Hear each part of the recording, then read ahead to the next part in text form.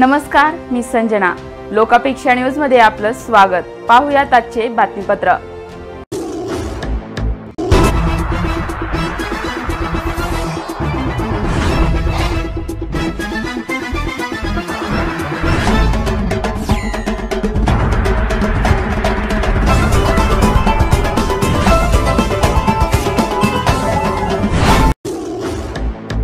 केंद्राला स्वित्झर्लंडमध्ये भारतीयांनी विकत घेतलेल्या मालमत्तांची माहिती मिळणार. बड्या नेत्यांच्या अडचणी वाढणार आहेत. स्विस बँकेतील खातेदारांच्या माहितीचा तिसऱ्या टप्प्यातील तपशील केंद्र सरकारला याच महिन्यात मिळेल. स्वित्झर्लंड सोबत झालेल्या आदान प्रदान कराराच्या अंतर्गत ही यादी भारताला मिळेल. विशेष म्हणजे स्वित्झर्लंडमध्ये मालमत्ता विकत घेतलेल्या भारतीयांचा तपशील देखील भारताला मिळणार आहे. अशा प्रकारची माहिती प्रथमच उपलब्ध होणार आहे.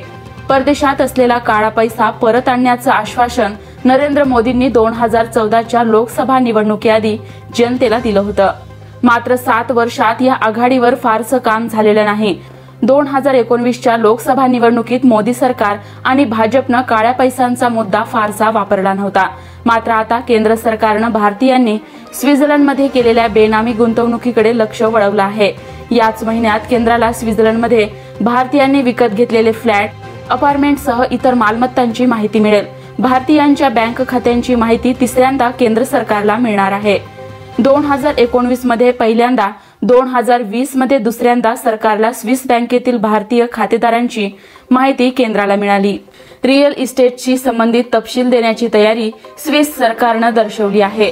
मात्र एनजीओ आणि अन्य फाउंडेशनमधील योगदानाची माहिती देण्याची तयारी स्विस सरकारनं दाखवलेली नाही. सर्वोच्च न्यायालयाने दिला महत्त्वपूर्ण निर्णय.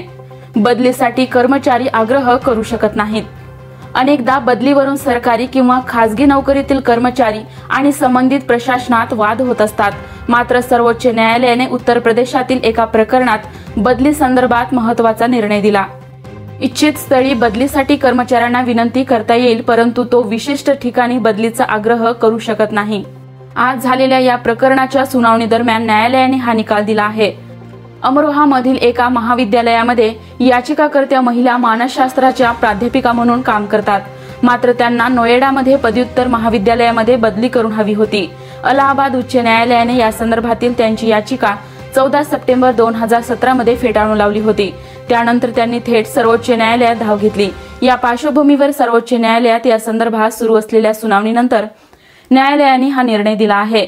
न्यायमूर्ती MR शाह आणि न्यायमूर्ती अनिरुद्ध बोस यांच्या 2 सदस्यीय खंडपीठाने हा निकाल दिला. एखाद्या ठिकाणी बदली करणे किंवा न करणे यासाठी कर्मचारी आग्रह करू शकत नाही. हा निर्णय नोकरी देणाऱ्यांवर अवलंबून असतो.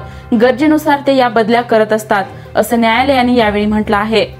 याचिकाकर्त्या प्राध्यापिकेने नोएडामधील ज्या महाविद्यालयात बदली करून मागितली होती त्याच ठिकाणी त्यांनी 2000 ते 2013 ही 13 वर्षे नोकरी केली होती. त्यावरून देखील न्यायालयाने त्यांना सुनावले.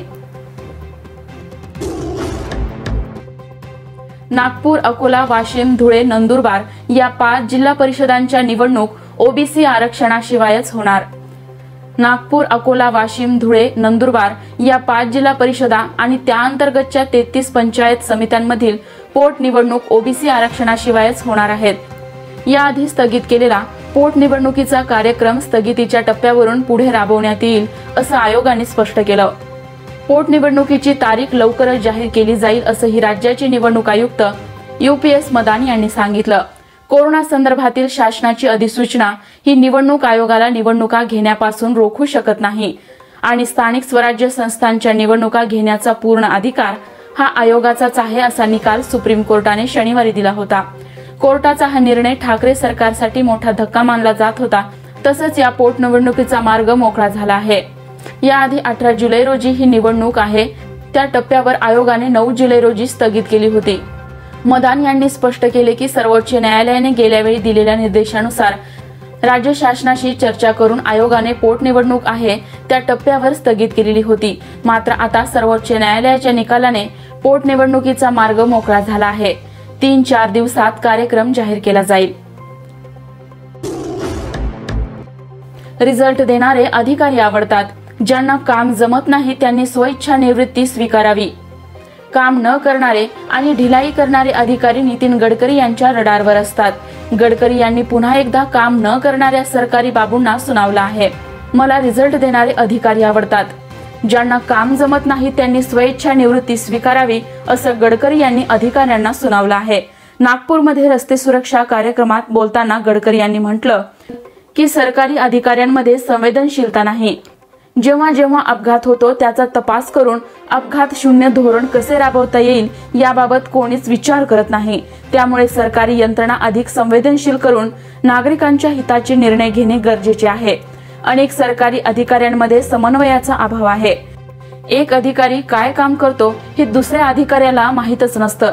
त्यामुळे अनेक अडचणी समोर येतात. सरकारी अधिकाऱ्यांमध्ये संवाद, समन्वय आणि सहकार असणे गरजेचे आहे. जी व्यवस्था चालत नाही ती उकडून फेकावी असं माझं ठाम मत आहे. मला काम करणारी माणसं आवडतात. ज्यांना काम जमत नाही त्यांनी स्वेच्छा निवृत्ती घ्यावी असं गडकरी यांनी यावेळी म्हटलं. मुझे ऐसा लगता है कि आज मीडिया के लोग भी हैं, वो जरा स्टैटिस्टिक के बारे में नागपुर का भी मैं लेके आया हूँ और मैं उनसे अनुरोध करूंगा कि मैं भी सांसद होने के नाते इसमें कैसे मंत्री होने के नाते फेल हुआ ये भी आपको बताना चाहूँगा और आप इसमें सबको एक्सपोज करने का काम करिए. क्योंकि ये जो अधिकारीगण है इनकी क्षमा मांगकर आपको कह रहा हूँ, जितनी संवेदनशीलता चाहिए उसका परिचय नहीं होता. कितने ब्लैक स्पॉट्स है. ये महानगर पालिका के इंजीनियर सामने बैठे हैं, NIT के हैं, हमारे NHI के हैं. तुरंत एक्सीडेंट क्यों हुआ उसका अध्ययन करना, उसको सुधारना, इसके बारे में कोई इनिशिएटिव नहीं है.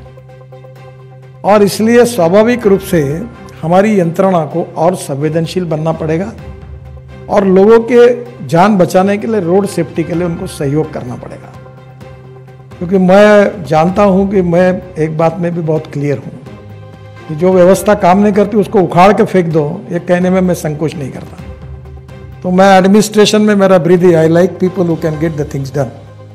और अगर मुझे गुस्सा आता है तो मैं बड़े बड़े जगह, तुम वर्मी कल्चर करने के भी लायक नहीं हो, तुम VRS लो और घर जाओ. तो कभी कभी इसलिए कहता हूं क्योंकि वी लाइक पीपल जो परफॉर्म्स करें. और इसलिए इकोनॉमिक ऑडिट से भी परफॉर्मेंस ऑडिट इंपॉर्टेंट है. और always I have slogan that I like people who can get the things done. तो इसमें अभी आपके इसमें ये पूरे जो स्टेक होल्डर्स है, उसमें मेरे प्राइवेट सेक्रेटरी OSD जो भी IIT ग्रेजुएट है और चीफ इंजीनियर रिटायर्ड हुए हैं, मिस्टर ठेंग यहाँ उपस्थित है, उनको आप आपके टीम में ज्वाइन कर लो. क्योंकि डंडा मारने का काम आप नहीं कर पाओगे. मुझे बताओगे तो मेरे नाम से ही आधे काम आपके हो जाएंगे. पेगासस प्रकरणात शपथपत्र दाखल करण्यास केंद्राकडून टाळाटाळ. सुप्रीम कोर्टात आज पेगासस प्रकरणावर सुनावणी झाली. सॉलिसिटर जनरल तुषार मेहता यांनी सरकार या प्रकरणात कुठलीही जोखीम घेऊ शकत नाही. नागरिकांच्या खासगी आयुष्याचे संरक्षण करणे ही सरकारची जबाबदारी आहेच, मात्र त्यासोबतच सरकारवर राष्ट्रीय सुरक्षेची देखील जबाबदारी आहे असं सांगितलं. SIT मार्फत या प्रकरणाची चौकशी व्हावी अशी मागणी करणाऱ्या याचिकेवर सुनावणी करताना कोर्टाने या प्रकरणाचा निकाल राखीव ठेवला आहे. पुढच्या 2 ते 3 दिवसात या प्रकरणाचा निकाल जाहीर केला जाऊ शकतो. केंद्र सरकारने सांगितलं की या प्रकरणातील कुठलीही माहिती आम्ही उघड करू शकत नाही, कारण असे केल्यास राष्ट्रीय सुरक्षेला बाधा निर्माण होऊ शकतो. या प्रकरणातील माहिती आम्ही शपथपत्राद्वारे सार्वजनिक करू शकत नाही असं सरकारने यावेळी स्पष्ट केलं. या प्रकरणाची सुनावणी सरन्यायाधीश NV रमणा, न्यायाधीश सूर्यकांत आणि न्यायाधीश AS बोपण्णा यांच्या अध्यक्षतेखालील खंडपीठाने केली. यावेळी त्यांनी आम्ही राष्ट्रीय सुरक्षेत हस्तक्षेप करू इच्छित नाही, मात्र लोकांच्या खासगी आयुष्याची देखील चिंता आहे.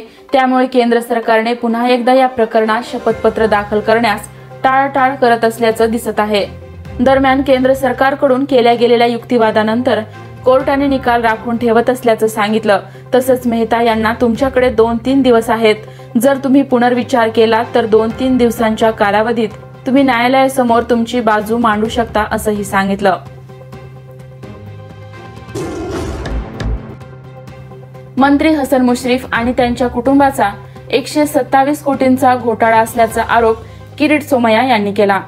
महाविकास आघाडी सरकारमधील मंत्री आणि राष्ट्रवादी काँग्रेसचे ज्येष्ठ नेते मंत्री हसन मुश्रीफ आणि त्यांच्या कुटुंबियांनी मनी लॉन्ड्रिंग, बेनामी व्यवहारांमध्ये 127 कोटींचा घोटाळा केल्याचा आरोप भाजपा नेते माजी खासदार किरीट सोमय्या यांनी केला आहे.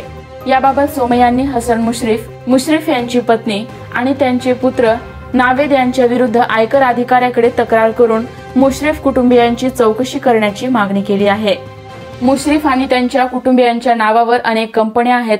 या कंपन्यांचे कोलकाता येथील शेल कंपन्यांशी व्यवहार असल्याचे कागदपत्रांवरून दिसून येते। अस्तित्वात नसलेल्या कंपन्यांकडून उत्पन्न मिळाल्याचे मुश्रीफ आणि त्यांच्या कुटुंबियांच्या बँक खात्यातील व्यवहारावरून दिसून येत आहे। नावेद मुश्रीफ यांनी 2019 ची विधानसभा निवडणूक लढवताना आपल्या उत्पन्नाबाबत दाखल केलेल्या शपथपत्रात अनेक संशयास्पद कंपन्यांबरोबर त्यांचे आर्थिक व्यवहार असल्याचे दिसून येत आहे। नावेद हे सरसेनापती संताजी घोरपडे साखर कारखान्याचे भागधारक असल्याचे दिसत आहे। या साखर कारखान्याने अनेक मनी लॉन्ड्रिंग व्यवहार केल्याचे कागदपत्रांवरून दिसून येत असल्याचं यावेळी सोमय्या यांनी म्हटलं। तसंच निवडणुकीत दाखल केलेल्या शपथपत्रात नावेद यांनी CRM सिस्टीम या कंपनीकडून 2 कोटींचे तर मरुभूमी फायनान्स अँड डेव्हलपर्स या कंपनीकडून 3.85 कोटीचे कर्ज घेतल्याचे दिसत आहे। या दोन्ही कंपन्या कोलकाता येथील असून याचे संचालक असलेले सिकंदर देसाई, आलमगीर मुजावर, गोपाळ पवार हे मुश्रीफ यांचे जवळचे कार्यकर्ते आहेत। सेहरा हसन मुश्रीफ यांच्या नावावर सरसेनापती संताजी घोरपडे साखर कारखान्याचे 3,78,340 शेअर्स आहेत।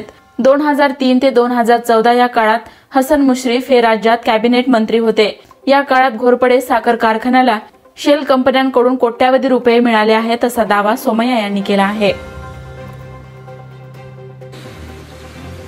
बाप बेटे दोनों 127 कोटीचे तो पुरावे आहेत आमच्याकडे आणि मी बाप बेटे दोनों बता रहा हूं। म्हणजे मुलगा जसं नाही, आई जे हसन मुश्रीफनी जे विधानसभेचं इलेक्शन एफिडेविट भरलं, त्यांची पत्नी साहेरा हसन मुश्रीफ तिच्या अकाउंट मध्ये सरसेनापती संताजी घोरपडे साखर कारखाना याचे 3,78,340 रुपयाचे शेअर्स दाखवले आहेत।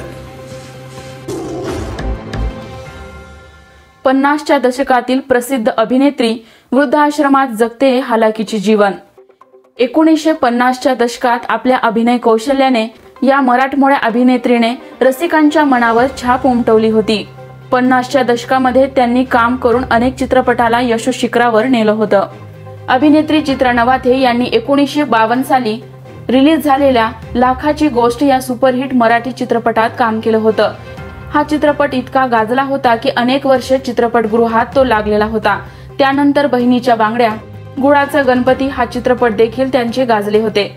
त्यानंतर राम राम पाहुणं, टिंग्यासारखे चित्रपट देखील त्यांनी यशोशिखरावर नेले होते। मात्र सध्या चित्रा नवाथे वृद्धाश्रमात हालाकीचे जीवन जगत असल्याचं सांगण्यात येतं। चित्रा नवाथे यांच्या पतीचे नाव राजा नवाथे असं होतं। राजा हे हिंदी इंडस्ट्रीमध्ये कार्यरत होते। प्रसिद्ध दिग्दर्शक, निर्माते, अभिनेते शोमन राज कपूर यांच्या सोबत त्यांनी असिस्टंट डायरेक्टर म्हणून काम केलं होतं। त्यानंतर चित्रा आणि राजा नवाथे यांचे लग्न झाले। काही वर्षांपूर्वी चित्रा यांच्या मुलाचे अपघाती निधन झाले। त्यानंतर राजा नवाथे यांचे देखील निधन झाले। त्यामुळे चित्रा या एकाकी पडल्या होत्या। त्यांनी आपल्या भावंडांचा आधार घेतला होता। चित्रा यांचा जुहू येथे भला मोठा बंगला आहे। मात्र या बंगल्याचा सध्या कायदेशीर वाद सुरू असल्याचे सांगण्यात येते। पायाला मोठी जखम झाल्याने गेल्या वर्षी त्यांना सांताक्रूज येथील सरळा नर्सिंग होम मध्ये ठेवण्यात आले होते। मात्र गेल्या वर्षी कोरोना महामारीचा उद्रेक झाल्यानंतर या नर्सिंग होमचे रूपांतर कोविड सेंटर मध्ये करण्यात आले। त्यानंतर चित्रा नवाथे कुठे गेल्या हे कोणाला समजले नाही। त्यांच्या कुटुंबियांनी त्यांचा शोध घेण्याचा प्रयत्न केला, मात्र त्या सापडल्या नाही। त्यानंतर त्या मुलुंड येथील गोल्डन केअर वृद्धाश्रमात सापडल्या आहेत। त्यांची बहीण आणि प्रसिद्ध अभिनेत्री मीना नाईक यांनी पोलिसात तक्रार देऊन त्यांचा शोध घेतला आहे। या बातमीपत्रात इथेच थांबूयात। ताज्या अपडेट्ससाठी www.lokapeksha.com ला नक्की भेट द्या। YouTube आणि Facebook वरती बातमीपत्रास लाईक, कमेंट आणि शेअर करायला विसरू नका। पाहत रहा निर्भीड, निपक्ष लोकापेक्षा न्यूज। धन्यवाद।